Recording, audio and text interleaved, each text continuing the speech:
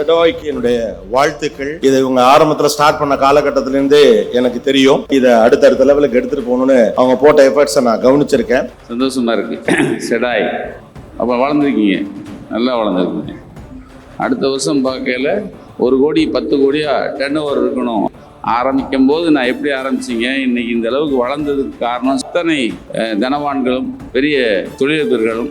இந்த தலைமுறையை ஊக்குவிக்கிற மாதிரி இந்த செடாய் ஊர் கூடி தேர் இழுக்கிறது. இந்த தேர் மதுரை அல்ல, தமிழ்நாட்டுக்கே பவனி வர வாழ்த்துக்கள் வழங்குகிறேன். நன்றி. என்கிட்ட இந்த திறமை இருக்கு, என் திறமையை நான் ஷோகேஸ் பண்ணணும்னு நினைக்கிறேன்.